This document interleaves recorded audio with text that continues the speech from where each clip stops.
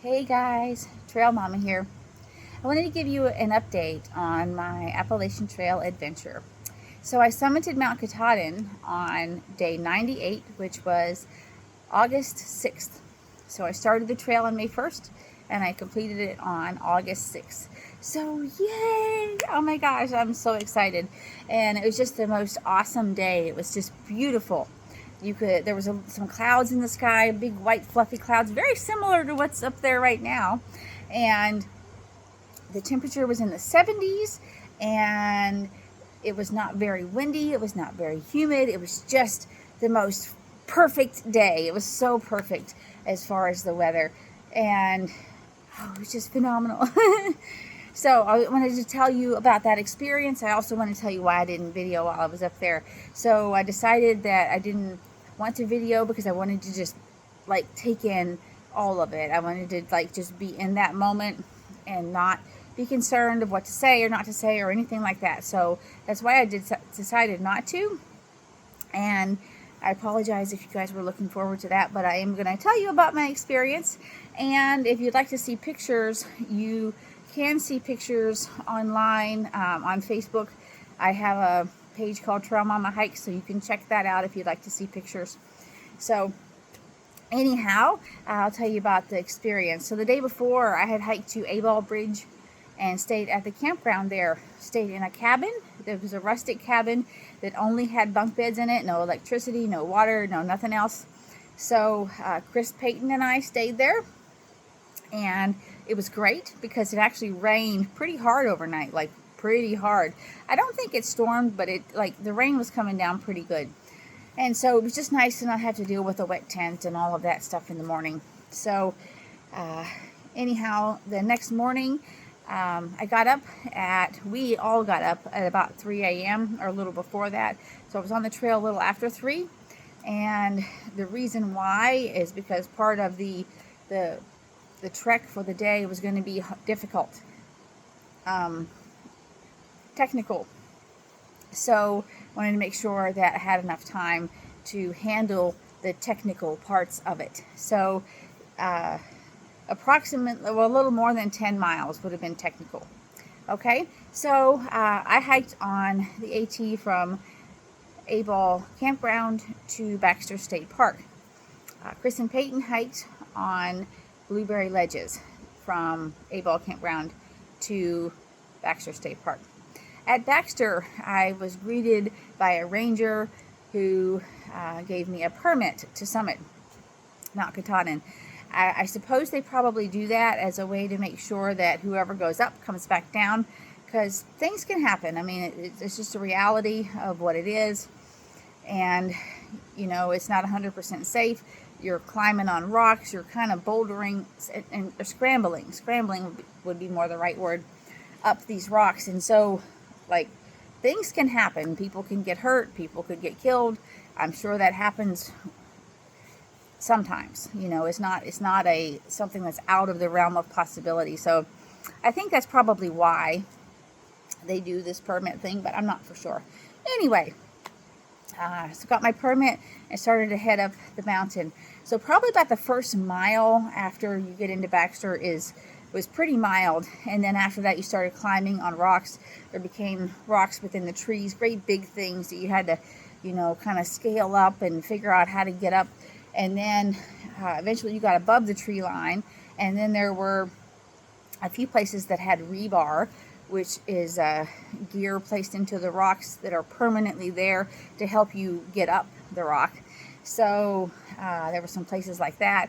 And then I just wow, just wow, just climbing up here. And then I met Chris and Peyton. They met me about 2 miles away from the summit, and then we hiked the rest of the trek together. So I was so happy that they were there with me. It was wonderful to share the experience with people that I know, and it was so significant because of most of my journey was spent alone and the struggles that I had with that. So it was just so nice to like have people there that I know, and like, this is what's coming. You're going to come back to your family and your friends, and it was just great. It was so great. So I was just super excited and happy that they were there with me. So, we continued our trek on up. A lot of people were out that day. There were a lot of day hikers. There were other people who were finishing their through hikes. There were other people who had done a flip-flop. So when you do a flip-flop, you would normally hike south. You would start in the south and go north to a certain point, and then come up to Mount Katahdin and hike south back down to wherever it was you stopped. A common place for that is Harper's Ferry. That's not the only place, but that's a common place. So there were people who were doing that as well. And there was just a lot of people. I would say it was the most people I saw on the entire trail on that day, on that mountain. Just wow. So, anyhow, got up to the top about 11:50 or somewhere around there. And yay!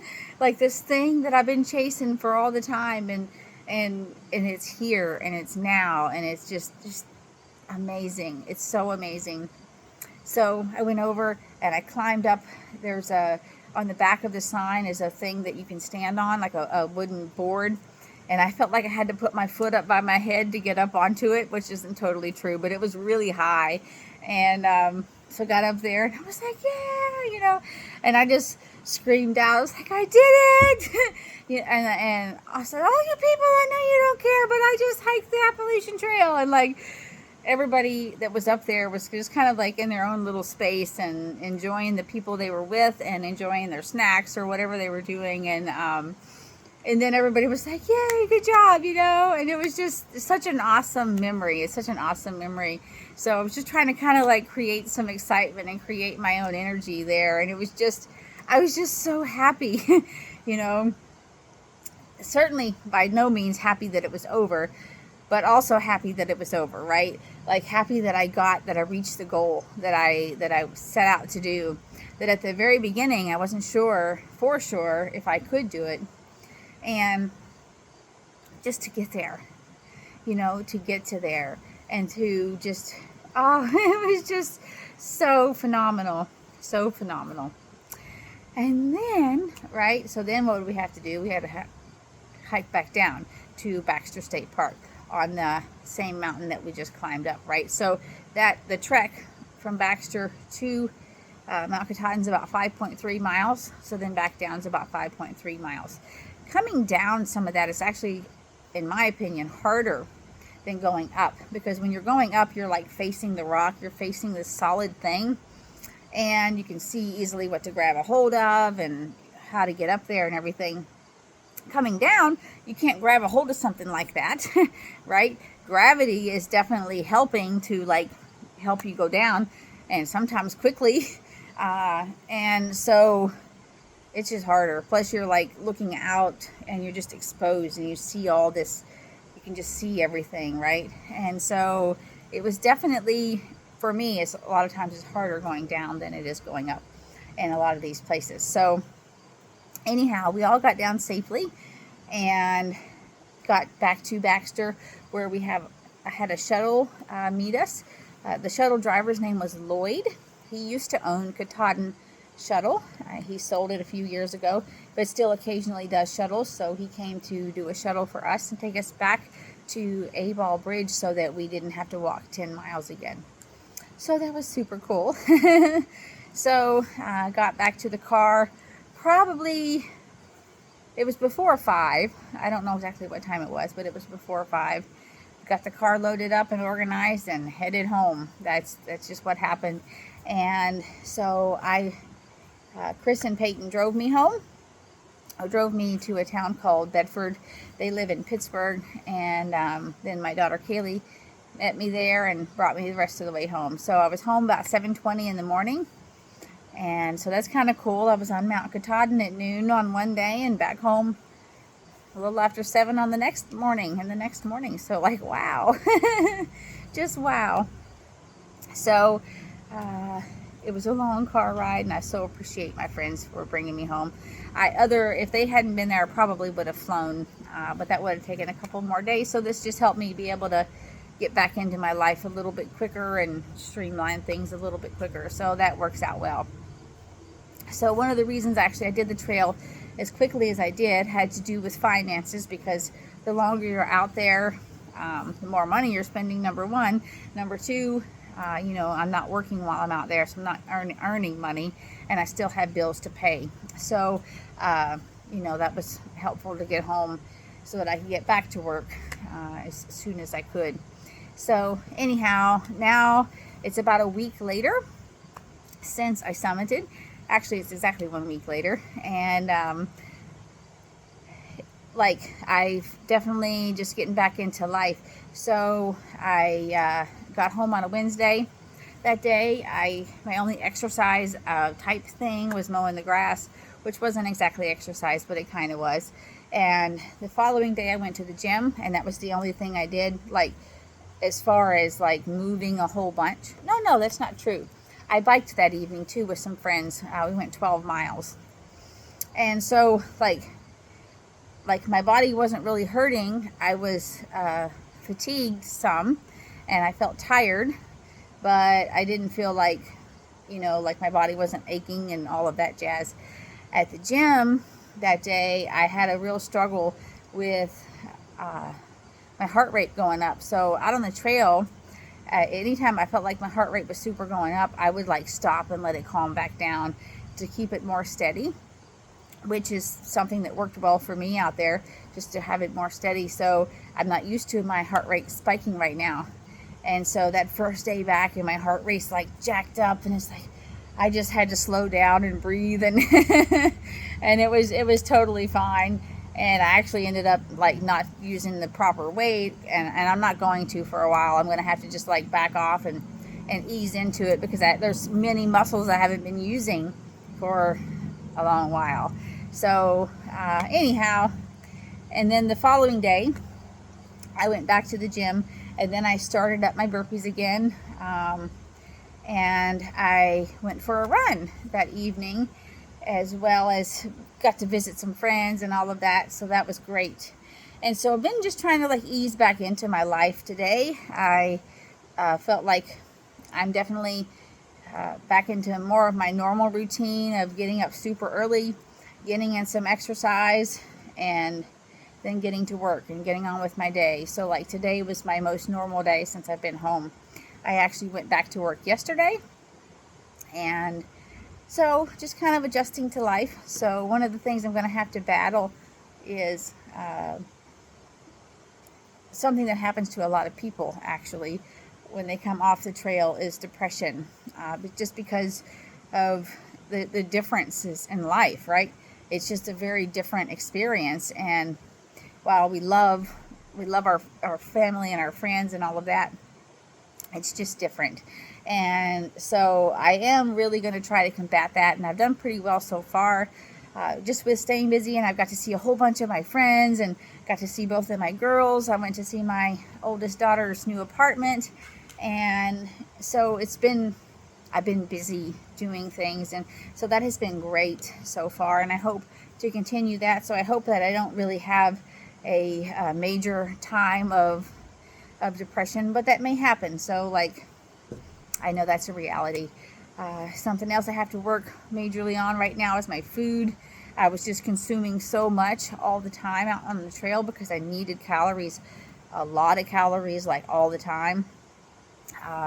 So now I'm trying to work on not eating as much, because I don't need that amount of calories anymore. So, you know, that's going to be an adjustment too. I felt I ate so many honey buns out there. Like, I think I probably kept some people in business for a while.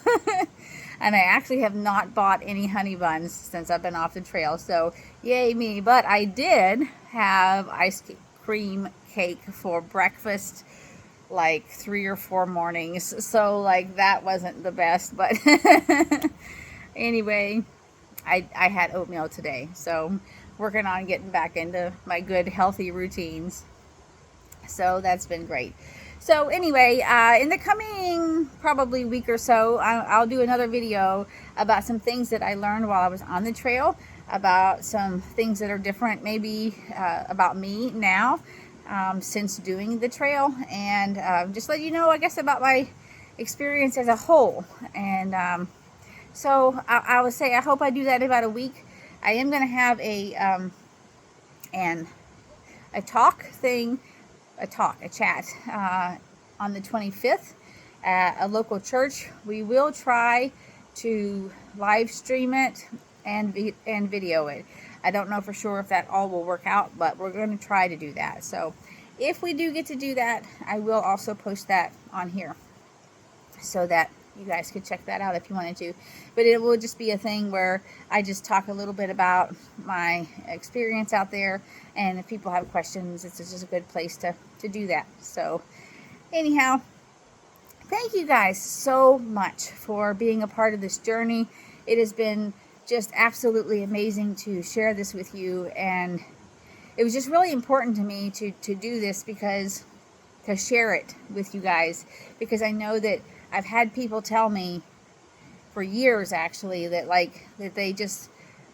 they live vicariously through me or through other people that they see doing things, because it's things that they can't do, and or aren't in the position to do or whatever. So anyway, thank you so much for being part of this journey. I hope that you are having a good day, and that you have a great life, and that you are on happy trails, and I send you much love. Bye for now.